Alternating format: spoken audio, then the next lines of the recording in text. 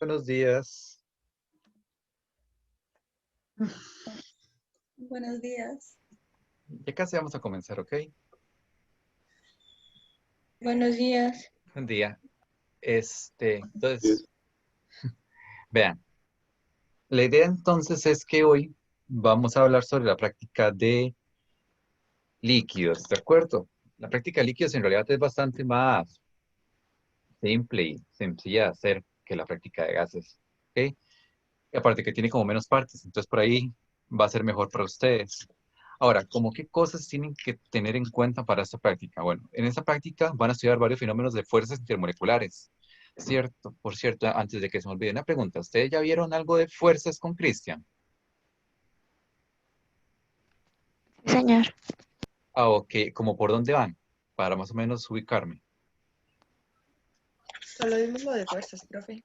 Y como que falta empezar lo de los líquidos. Ok, bueno. Ok, está bien.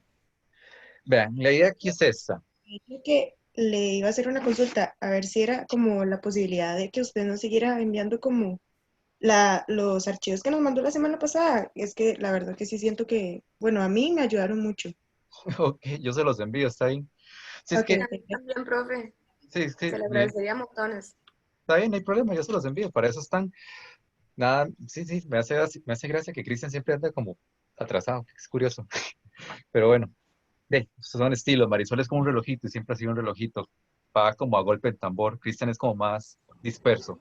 Son estilos. No importa, vean, la práctica de líquidos en realidad es más fácil de entender, ¿ok? Porque ya tienen como lo básico, ¿ok? Que es la parte de fuerzas. Ya con fuerzas usted puede entender la mayor parte de todo lo que está aquí. ¿Ok?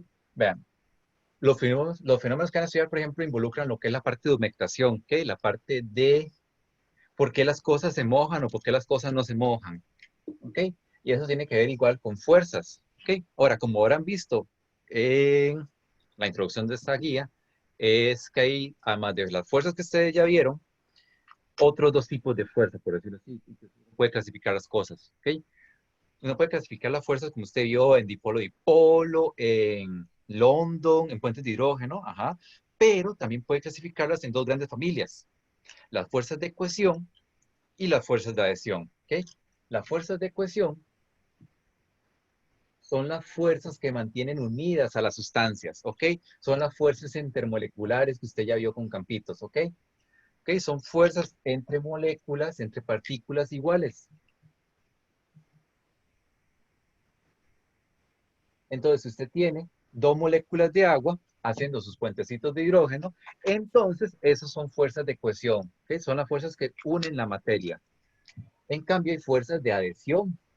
Las fuerzas de adhesión son las fuerzas que involucran la interacción de una sustancia con otra, ¿ok? Representa la manera en que las sustancias interactúan con la otra materia, ¿ok? Es la interacción entre la materia, ¿ok? Y aquí lo que tenemos son partículas distintas. Entonces, básicamente, yo tengo un vaso con agua, ¿ok? Las interacciones entre las moléculas de agua son fuerzas de cohesión, pero la interacción entre el agua y el vidrio es una fuerza de adhesión, ¿ok? Entonces, esos son los dos grandes grupos en que usted podría clasificarlos también, las fuerzas intermoleculares, ¿ok? Bueno, las cohesivas y las de adhesión. Ahora, ¿por qué les cuento eso? Porque para la parte de humectación y todos los experimentos que van a hacer alrededor de eso, que hay un montón en realidad, ¿ok? Es básicamente una práctica de cohesión y adhesión, es básicamente esto. Si usted tiene una superficie, ¿ok?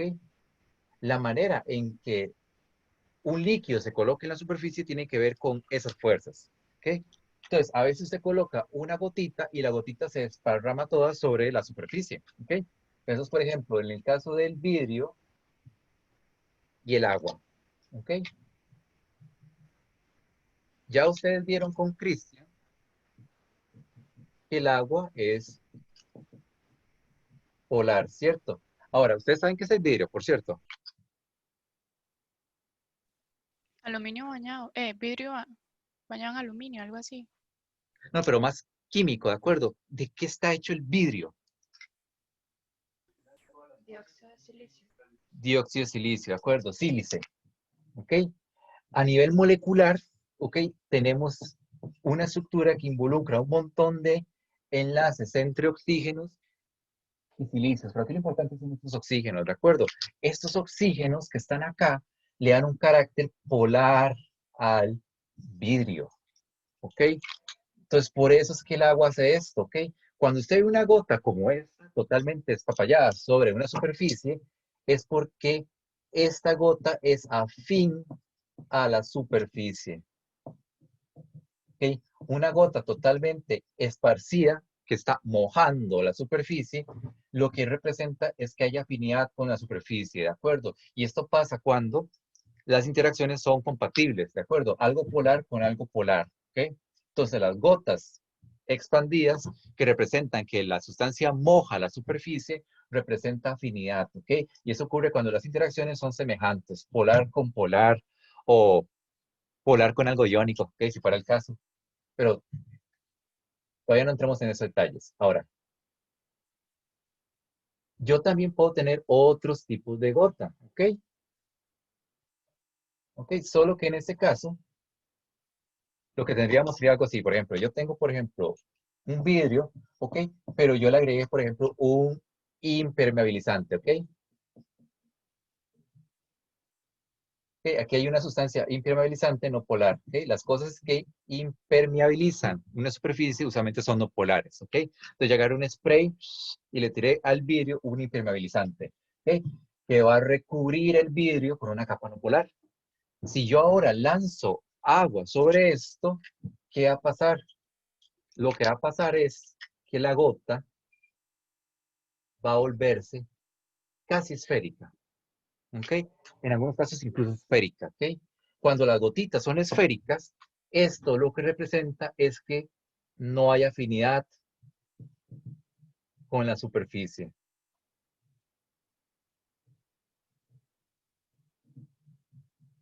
¿Ok?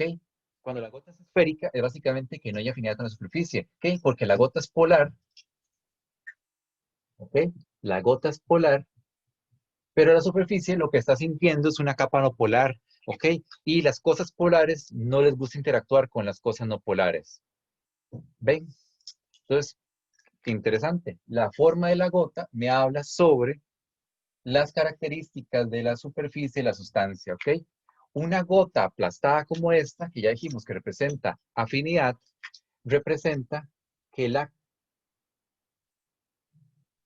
adhesión es mayor que la cohesión, ¿ok?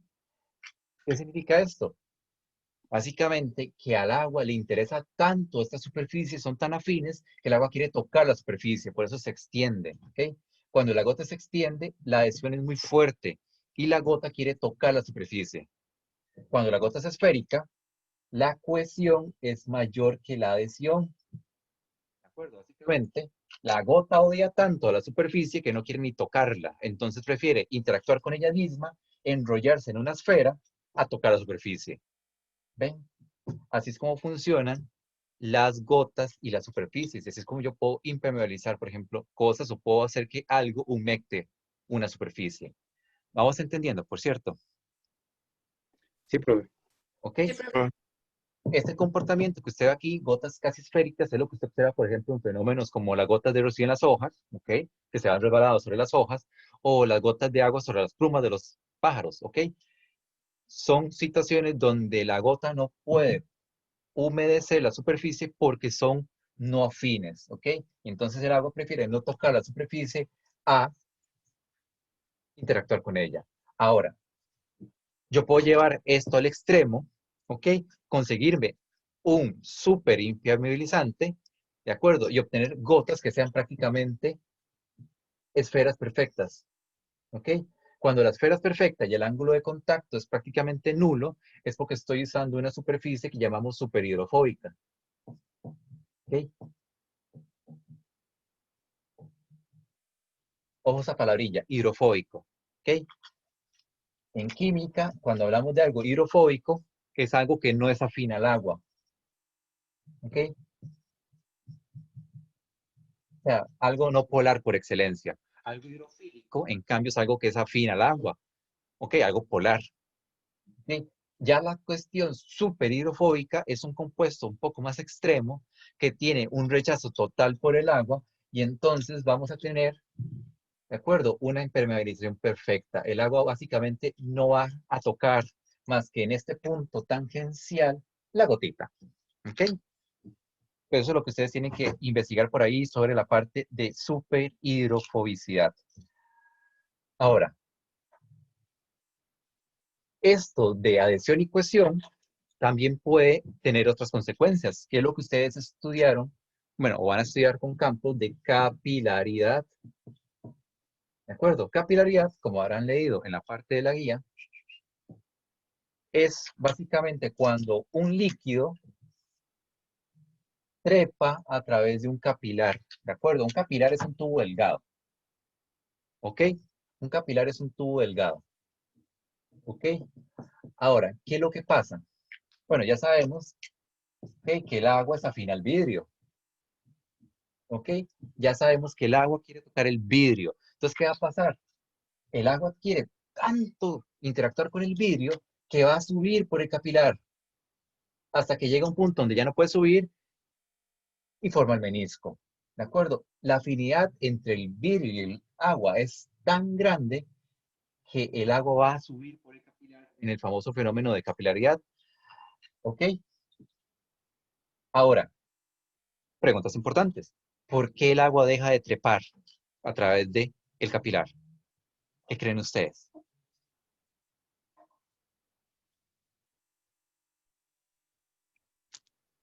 Por Por la la fuerza de presión, gravedad, tal que vez. tal vez llegue a un límite. Es O la sea, gravedad. bueno, ¿Ah? sí que ya la fuerza de gravedad es mayor que la fuerza de adhesión, no, por Más o decirlo así, ¿o no? menos se igualan, ¿de acuerdo? Va a pasar un punto donde el peso va a igualarse con la fuerza que lleva hacia arriba, o sea, la fuerza de adhesión, y entonces esto no puede subir más, ¿de acuerdo? Se equilibran las fuerzas y entonces queda quieto, ¿ok? Aquí el peso va a detener el movimiento hacia arriba porque simplemente lo jala hacia abajo.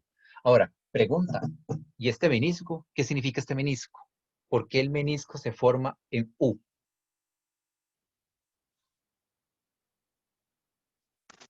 No es por lo mismo, por la fuerza de acción que tiene el agua con el vidrio. Exacto, de acuerdo, exacto. La interacción es tan favorable, al agua le gusta tanto interactuar con el vidrio que en un último intento desesperado por interactuar más, va a extenderse, casi que extendiendo los brazos para poder tocar todavía más el vidrio, ¿eh? Esta es la manera desesperada en que el agua quiere todavía interactuar más con el vidrio para obtener más de estas poderosas fuerzas de adhesión que le gustan tanto, ¿ok? Eso es lo que significa un menisco en forma de U, ¿ok? Que la interacción de adhesión es muy favorable, ¿ok? Y el agua quiere maximizarla. Ahora, caso contrario es cuando el menisco está al revés, ¿ok? Cuando el menisco está al revés, esa es la manera poco sutil de la sustancia decirle a usted que ella detesta la superficie, ¿ok? Y básicamente está evitando tocarla todo lo que pueda, ¿ven? Eso significan los meniscos. Menisco hacia arriba, ¿ok? En forma de U, significa adhesión más fuerte, y menisco al revés significa que la cohesión es más fuerte. ¿Ven? Pero ambos son fenómenos relacionados con interacciones de adhesión y de cohesión. ¿Ok?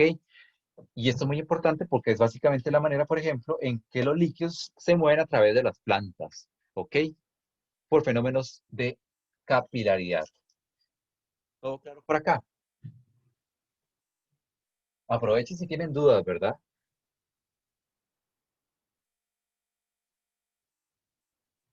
Ahora, ustedes van a estudiar otros fenómenos, ¿ok? Aparte de los de humectación, ¿ok? Van a estudiar, por ejemplo, la relación que existe entre las fuerzas intermoleculares y la viscosidad. Ahora, ¿ok? Como ustedes no han visto realmente nada sobre viscosidad, hablemos un poco de viscosidad.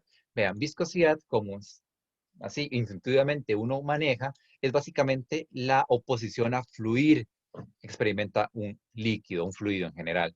¿Ok? Entre más se oponga a fluir un líquido, más viscoso es. ¿Ah?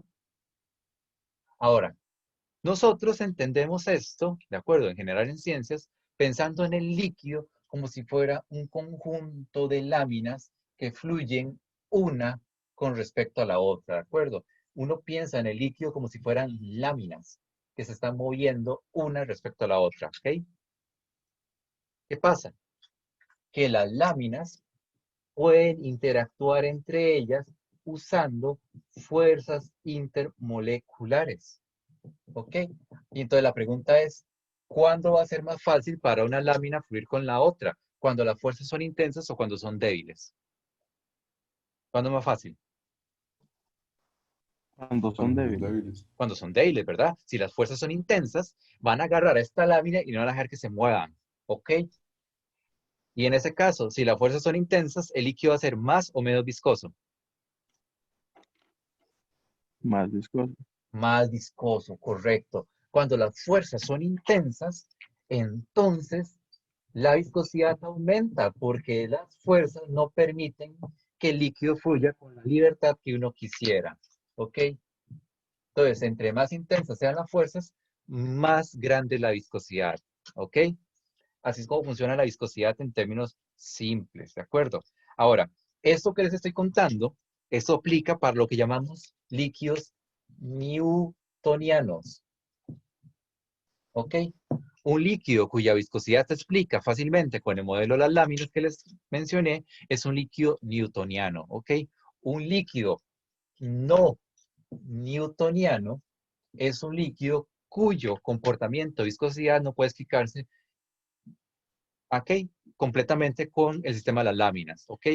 Porque su viscosidad depende de otros factores que usted tiene que averiguar por ahí. ¿Ok? Como fuerzas de cizalla, por ejemplo.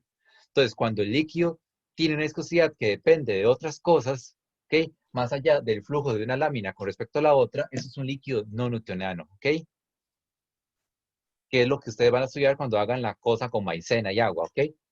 La viscosidad de la maicena y el agua es particular precisamente porque depende de la cizalla, ¿ok? Cuando busquen entonces sobre no newtonianos, ¿ok?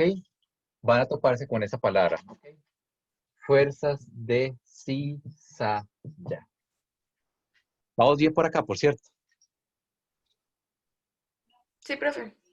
Ok, entonces eso es la parte de viscosidad. Ok, ahí van a estudiar a lo mejor con Cristian, obviamente, porque van a tener tiempo con él. Esto es básicamente un resumen increíblemente light de el capítulo de propiedades del líquido. Ahora, ¿qué más van a ver con campos? Van a ver todo lo que es presión de vapor y volatilidad. Ok, son dos conceptos que están muy relacionados. Ok, ustedes ya vieron un poquito sobre vapores en gases. Ok, ahora, ¿qué es lo que pasa aquí? En general, yo tengo un líquido, ¿de acuerdo? Con sus partículas, ¿ok? Moviéndose siempre. Ahora, ¿qué pasa? Que a veces hay partículas con mucha energía cinética que se estampan contra la superficie y escapan, ¿ok? Esas partículas de líquido que tienen mucha energía y que escapan del líquido se convierten en el vapor. La presión que ejerce esta capa de vapor encima del líquido es lo que llamamos presión de vapor. ¿Ok? La presión de vapor es la presión que ejercen las partículas que escaparon del líquido y que se quedan encima del líquido. ¿Ok? Ahora, pregunta. ¿Cuándo van a haber más partículas? ¿Cuando las fuerzas son intensas o cuando las fuerzas son débiles? Débiles. Exacto. Vea que la formación del vapor depende de la posibilidad de escapar del líquido. ¿Ok? Si las fuerzas son intensas, esto entonces va a retener a la partícula y no va a dejar que escape. La van a agarrar para que no se escape. Si las fuerzas son débiles, cualquier cosa puede salir de aquí y generar vapor. ¿Ok? Por eso es que la presión de vapor aumenta cuando las fuerzas son débiles. ¿Ok? Esta es una de las pocas propiedades que van a estudiar que varía al revés, ¿ok? La mayoría de las propiedades que usted estudia, puntos de ebullición, puntos de fusión, viscosidad, tensión superficial, todas son más fuerzas, más propiedades. En cambio, presión de vapor es al revés. Menos fuerzas, más propiedad, ¿ok? Porque básicamente, entre menos sean las fuerzas, más fácil es escapar del líquido. Ahora, El asunto acá es este. Cuando las cosas escapan fácilmente del líquido, es probable que yo pueda percibirlas con la nariz, ¿de acuerdo? Porque como se forma un vapor, yo puedo olfatear el vapor, ¿ok? Esa capacidad que yo tengo de poder percibir fácilmente las sustancias que se evaporan es volatilidad, ¿de acuerdo? Las cosas volátiles son cosas que se evaporan fácilmente, ¿de acuerdo? Volatilidad refiere a la capacidad de evaporarse de algo.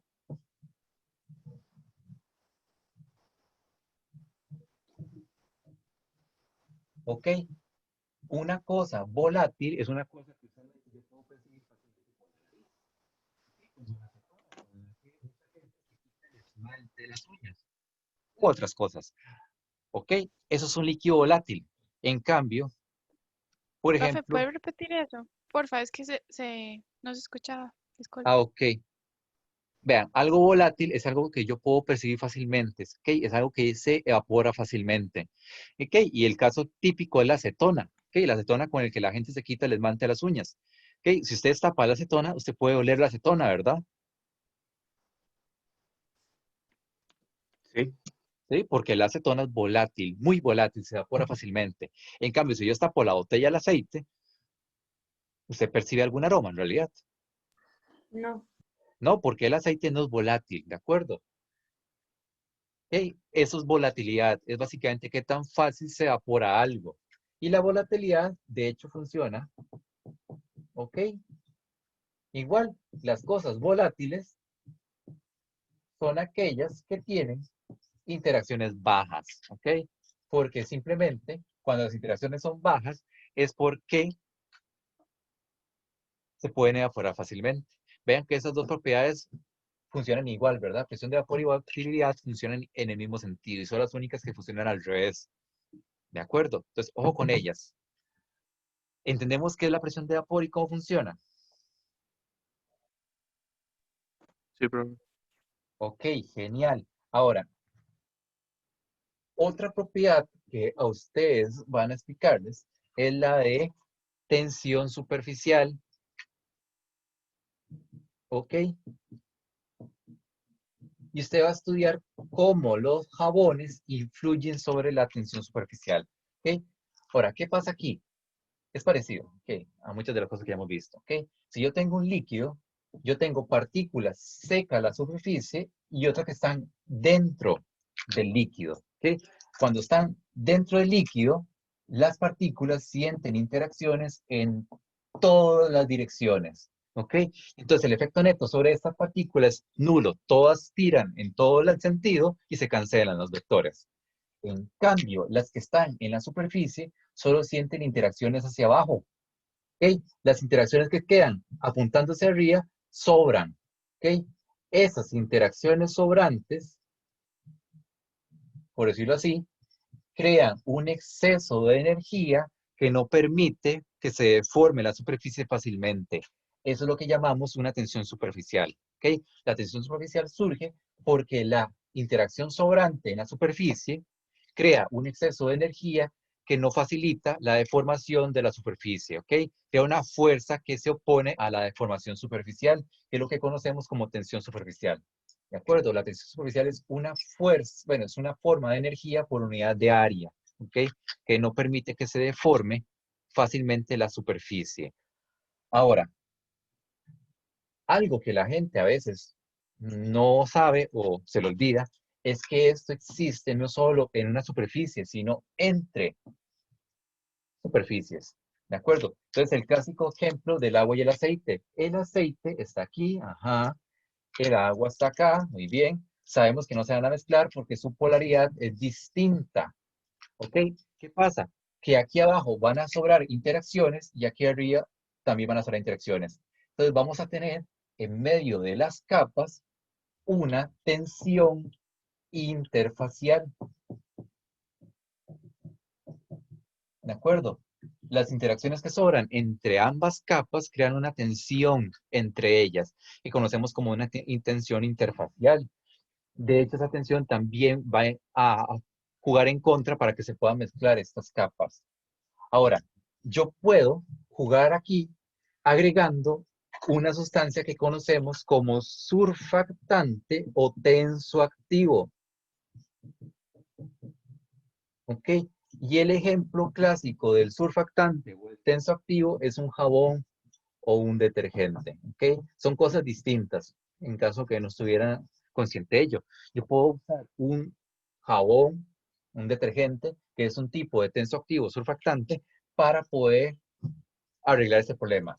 ¿Ok? Ahora, algo que ustedes tienen que saber sobre un jabón o un detergente es que ellos tienen en su estructura una cola, así le decimos, una cola que es no polar, ¿de acuerdo? La cola no polar, y tiene una cabeza que es polar.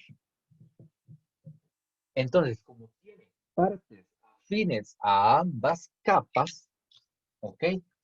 El surfactante, el jabón, puede clavarse en medio de las capas, ¿de acuerdo? Y cuando se clava en medio de las capas, lo que va a lograr es reducir la tensión interfacial.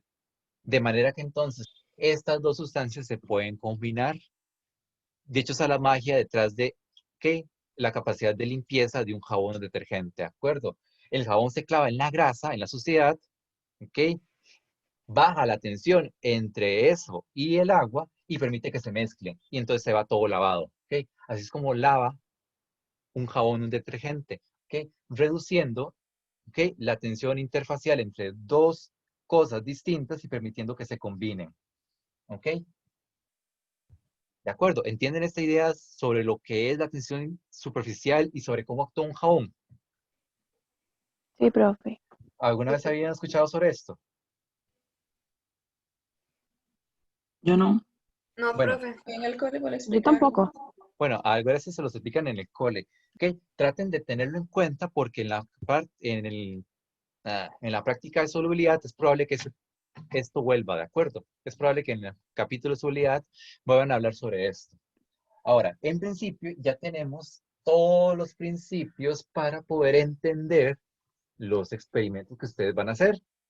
Ahora, en estos experimentos, lo que usted tiene que hacer constantemente es pensar qué está pasando, ¿de acuerdo? Lo que usted tiene que estar haciendo a la hora de explicar lo que ocurrió es pensar cuáles fuerzas están involucradas y cómo están involucradas.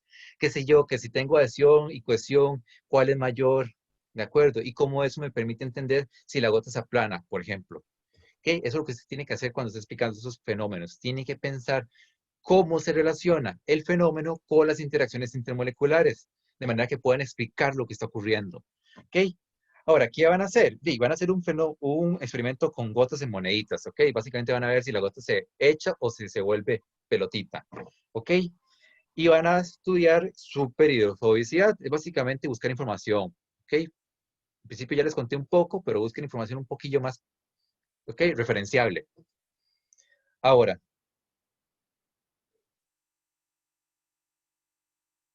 van a ver un experimento de agua como pegamento, es simplemente ver cómo el agua puede pegar dos superficies, ¿ok? Es un experimento clásico, a alguna gente le pasa por error inclusive a veces.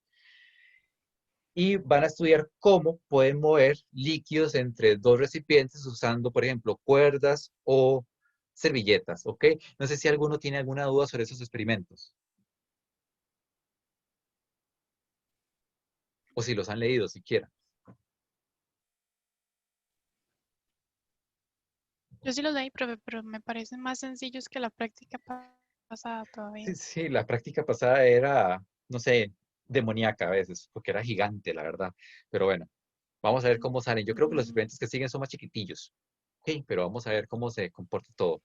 Ok, entonces háganos saber cómo les va, pero sí traten de pensar cómo interactúan las fuerzas entre ellas para poder explicar lo que está ocurriendo. Ok, a veces cuando ustedes estudian el fenómeno de trasvase de líquidos entre recipientes, es bueno que investiguen qué son los vasos circundantes. Ok, porque eso es básicamente lo que está ocurriendo ahí. Es un fenómeno que se llama vasos circundantes, ¿ok? Cuando mueven líquidos entre dos recipientes. Ahora, van a ver un experimento sobre carrera de líquidos, ¿ok? Es básicamente un estudio de viscosidad. La idea es que ustedes van a observar cuánto tiempo tarda un líquido en recorrer una superficie. ¿Ok? ¿Qué es lo que dice el sentido común? Que el líquido que toma más tiempo es más o menos viscoso. Más. Más Más viscoso. viscoso. Exactamente. Entonces la idea es que ustedes observen cómo dependiendo de la viscosidad va entonces a fluir más rápido o más despacio su líquido. ¿Ok? Por ahí, esa está más sencillilla. Ahora, la parte de los newtonianos es simplemente hacer la mezcla y ver qué pasa. ¿Ok? Y luego hay una parte sobre volatilidad. ¿Ok? Ustedes van a colocar líquidos en una superficie y van a ver cómo se evapora. Ahora, sugerencias. Usen poco líquido, ¿verdad? Para que no pasen la eternidad observando esto. ¿Ok? Ahora, si colocan un líquido y lo dejan ahí ser un rato y vuelven unas 3 horas y la cosa sigue ahí, ok, apunten eso, ok, no se queden esperando un día completo que se evapore el aceite o la glicerina porque no va a pasar, ok, va a tardar mucho tiempo en que se seque, ok, pero también pongan poquito de líquido para que sea más fácil y si ya pasa mucho tiempo, 3 o 4 horas ahí, sigue mojado, nada más apunten eso, ¿no? Que no se queden esperando a obtener el minuto y el segundo exacto en que se va a secar porque pueden pasar 10 horas ahí observándolo a ver si pasó algo. ¿Ok? Lo que ocupamos es que de manera relativa sepan cuándo una cosa es más volátil que otra. ¿Ok? Y eso se puede ver fácilmente ahí. Ahora, entonces no sé si tienen alguna pregunta sobre estos experimentos que quieran aclarar como ahora o entienden lo que tienen que hacer. Sí, profe, una pregunta. En la parte de superhidrofobicidad, uno tiene que ver 3 videos y luego dice investigue cómo es. Eso, investigue cómo es, lo ponemos en el reporte, supongo.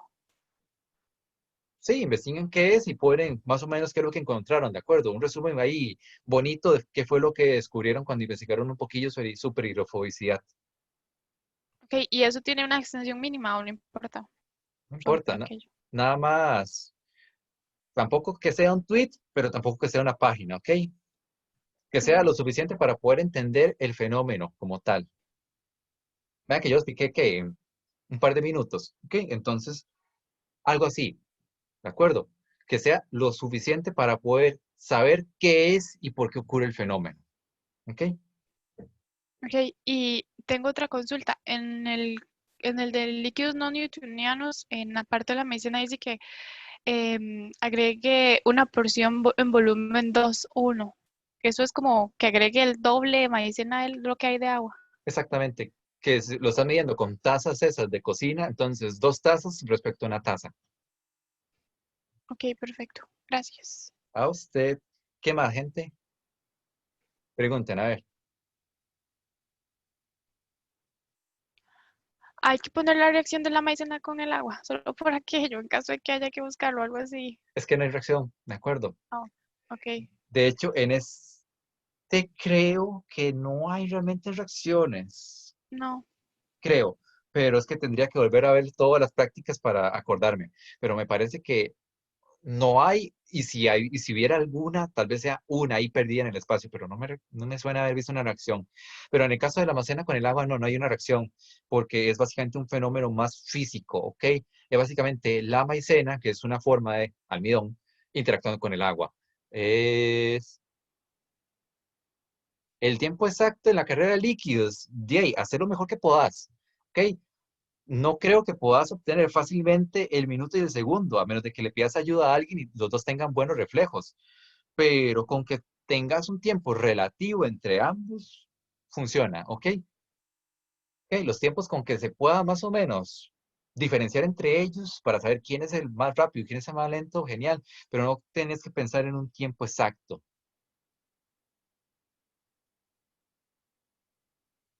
En el experimento de gases, no sé.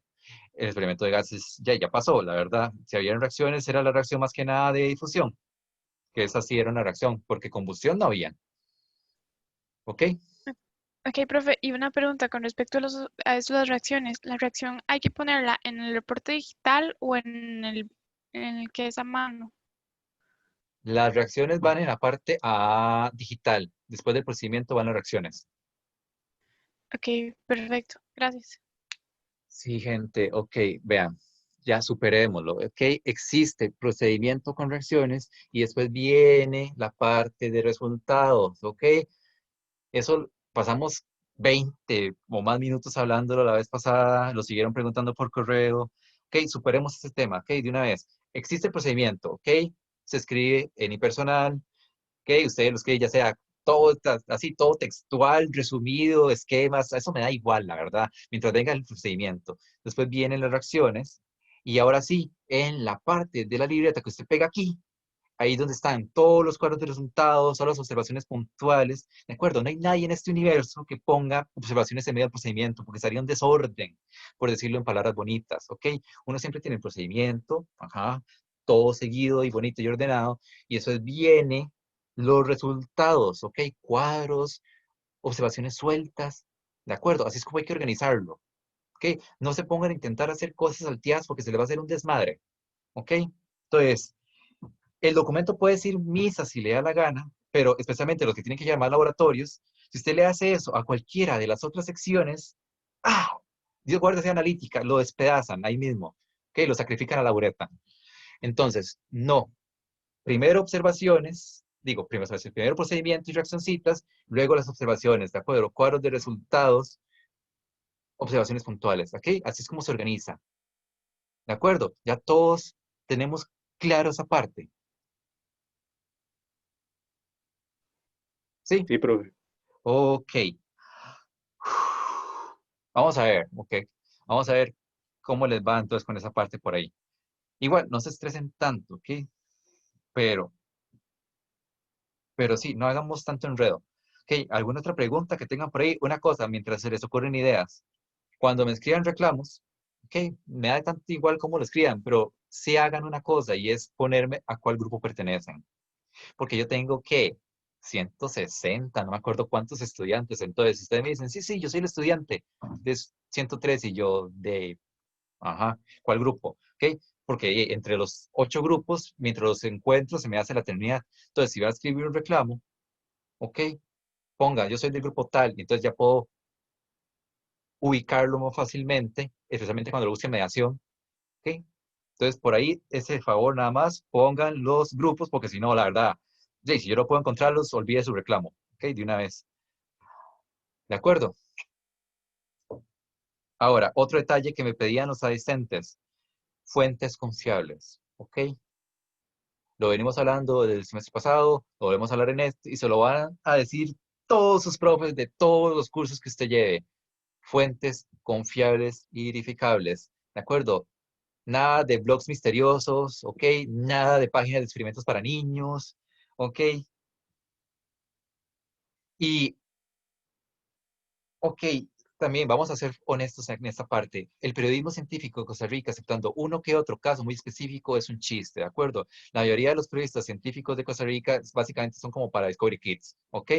No explican bien el fundamento de las cosas. Entonces, si van a usar una noticia como si fuera bibliografía, tiene que usted tener la certeza de que el tipo sabe de lo que está hablando y que la cosa que está diciendo tiene sentido, ¿ok? Pero igual, si van a buscar referencias, buscar ahí una noticia es como muy raro en realidad. Busquen en Google Academics, en Google Scholar, y ahí van a encontrar libros, artículos, páginas de universidades, qué cosas que usted dice, puedo poner la mano en el fuego de que esta vara tiene lógica y tiene sentido, ¿ok? Pero lo que diga a veces, fulanito de tal en la página de la, no sé, el periódico X ahí, vamos a decir nombres para no herir susceptibilidades, de, así como puede ser que le tocara el periodista que sí sabía un poquillo de ciencias, ¿ok? Podría ser que le toque Manolito que en su vida había hecho un artículo científico y que estaba probablemente escribiendo en sucesos la semana anterior, ¿ok?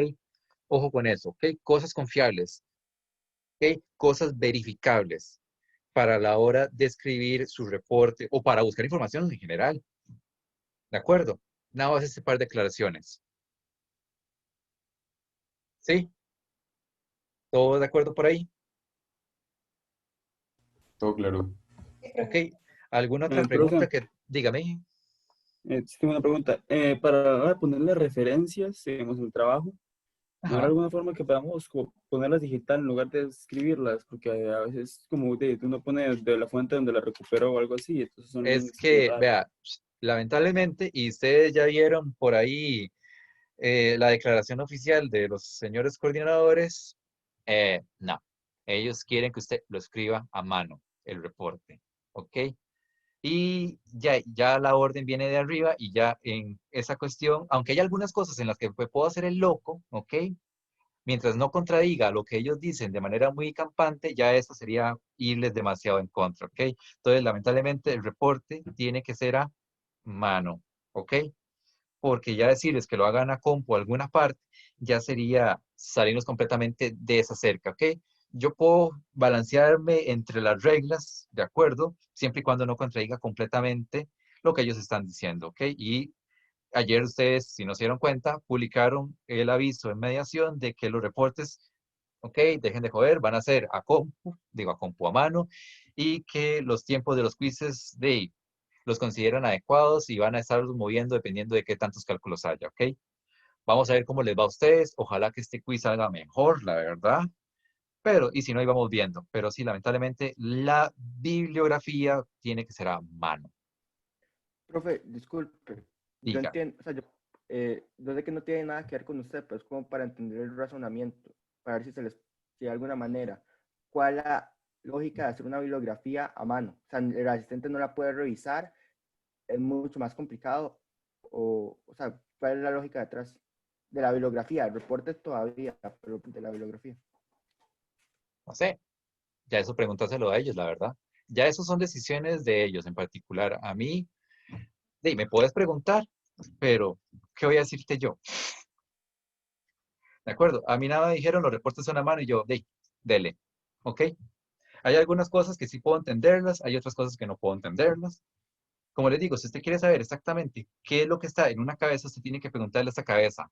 ¿Ok? En particular. Si usted quiere saber cuál es el razonamiento de la bibliografía a mano, pregúntele a ellos, la verdad. ¿Ok? Yo no voy a poder explicarte lo que estaba pensando otra persona. ¿Ok? Y eso también aplica para algunas cuestiones aquí, digamos. Por ejemplo, los problemas que tuvieron con algunas personas, como por ejemplo la pregunta de cálculos, ¿ok? Alguna gente que la tiene mala simplemente por una cuestión de cifras, ¿ok? Que la respuesta era 0,0184, por decir un número, y les dio 0,0185, ¿ok? La diferencia es estúpida, ¿ok? De hecho, si usted es una persona que está en esa situación, la respuesta era 0,00184 y usted le dio 0,00185, se puede escribirme, ¿ok? Yo le doy el punto, ¿ok? Porque esto ya es una cuestión de cifrillas, ¿ok? Eso se podría arreglar simplemente poniendo un error aceptable en la programación. No se ha hecho, ¿ok? Entonces, ¿por qué no se hace? No sé, ¿ok? Pero entonces el asunto aquí es, si usted quiere saber algo, pregúntele a la persona, ¿ok? Ya hay cosas que yo sí puedo manejar. Por ejemplo, ese tipo de reclamos, ok, el sistema se volvió loco y me puso la pregunta mal, a pesar de que usted ve las dos respuestas que son exactamente iguales, que hay gente que la ha pasado, sorry, ok, eso usted me escribe y yo lo puedo arreglar directamente, ok. Ahora, usted me pregunta por qué se programa algo de una cierta manera, pues no voy a saber, hay que preguntarle que lo programó, ¿ves? De paso, entonces, si usted es una de esas personas con ese pequeño problemita de cifras, de acuerdo, pero algo aceptable, ok, no es como que la respuesta era 0,0010, no, 0,17 y usted le dio 0,20 y usted quiere el punto. Ok, ahí olvídelo. Ok, ahí no aplica. Ok, pero si usted es uno de esos casos, puede escribir. De paso, ok, vamos a ver cómo le va a generar con los quizzes a partir de ahora. Ok, ¿alguna otra pregunta que tenga que ver más conmigo?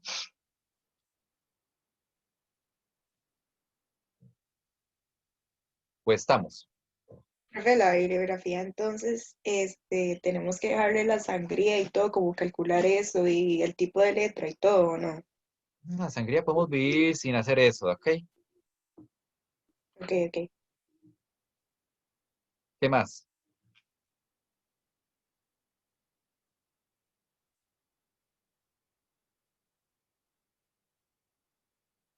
Estamos bien, entonces. Recuerden que esta semana, este viernes, tienen que entregar las 2 guías correspondientes a este primer bloque, ¿ok? En caso que todavía no haya entregado gases, ¿ok? El tiempo límite es este viernes, ¿de acuerdo? Para que no se les olvide. Y recuerden que este viernes también se activa el siguiente quiz. Vamos a ver qué tal está este, ¿ok? Sí, Y profe, recuerden, pregunta, sí, ¿esos tiempos los habilita usted o también son coordinación? vea, ok, de una vez les digo para que dejen de creer que esto tiene algo que ver conmigo, yo solo mando 5 preguntas, ¿ok? De un tema. Ellos compilan todas las preguntas y programan el quiz, ¿ok? Los tiempos no los programo yo, están programados para todo mundo por igual. La verdad, yo pienso que debieron darles un poquillo más de tiempo, ¿ok? Pero ya eso es echarle agua a un canasto, ¿ok? Profe, Entonces, me refería a los reportes, sí. los reportes, no, esos Sí, tiempos tampoco los programo yo, de acuerdo, las fechas de entrega también son cuestiones de coordinación. Debo, la única cosa que realmente depende de mí es la pregunta de desarrollo, que es que venga en el quiz, que esa la reviso yo dependiendo de más o menos y qué tan convincente o qué tan lógico está lo que está escrito. Los reclamos por cosas como esas, qué sé yo, el mediación me lo puso mal, a pesar de que usted lo ve y está bien, o porque hay una diferencia rara de cifras que realmente no aplica, o esta sesión o dudas por ese estilo, pero ya lo que son programaciones, de acuerdo, fechas de entrega de trabajos, todo eso, ya eso no es, ya no me cae a mí, la verdad. Eso ya es cuestión de ellos, ¿de acuerdo? Y yo no puedo meter la cuchara ahí porque la gente es un poco delicada. Entonces, si usted empieza a meter mucho la cuchara en cosas que realmente no le compete, le van a decir, a ver, deténgase, ¿ok? Entonces, por ahí, sorry, los tiempos no los decido yo. A mí nada me dieron el cronograma, ¿ok? ok, sí, gracias. Y otra cosa que quería decirle, profe, es muchas gracias por subir los videos a la teoría, me ha servido mucho. Sí, Los Ok, videos profe, de muchas gracias teoría. también por eso. ok, Sí, profe. está bien, con mucho gusto. Dino, entonces estamos, gente. Nos veríamos la próxima semana. Vamos a ver cómo nos va. Y recuerden, ok, eso quizás fue lo más productivo de que le escribieran los correos de quejas a los coordinadores, que es que le van a estar habilitando entonces esa cosa para que ese formulario para que usted pueda reportar que le pasó algo durante el quiz, ¿de acuerdo? Si usted se le cae internet en medio del quiz o si mediación lo saca o algo de ese estilo, ok, usen un poco de datos, escriban al asistente para que apenas puedan llenen ese formulario, ¿ok? El formulario de me pasó algo, entonces ocupo que me repongan el quiz, ¿ok? Apenas les pase, ¿ok? Entonces, como puedan, traten de meterse y llenar el formulario de solicitud de reposición del quiz. Y si no pueden, porque eso no está cargando, algo así, escriban al asistente, ¿ok? Con que el asistente ya sepa, ¿ok? Él puede hablar a nombre de usted frente al coordinador cuando le pregunte, mira, fulanito escribió, ¿qué pasó ahí? Sí, sí, él me escribió, apenas le pasó el problema, entonces lo que está diciendo es cierto, ¿de acuerdo? Si algo les pasa, ¿de acuerdo? Que no tenga que ver con que no estudiaron, ¿ok? Y no pueden meterse a mediación, avísenle a alguien, a mí, al asistente, al quien sea, pero con que alguno sepa, ¿ok? No importa si enviaron el formulario tarde, como usted ya le avisó a alguien, usted ya puede, ¿ok? Literalmente tener a alguien que hable a nombre de usted cuando pregunten qué está pasando, ¿de acuerdo? Entonces por ahí tengan en cuenta eso. ¿Estamos? Sí, gracias. Bueno, entonces estamos por ahora. Nos veríamos la próxima semana. ¿Ok? Cualquier cosa ahí nos avisan. ¿Ok? Hasta luego, gente. Chao, Gracias. bye. Hasta Gracias. luego, Gracias. gracias. Gracias. Luego, Gracias, profe. profe. Bueno. Hasta luego, profe.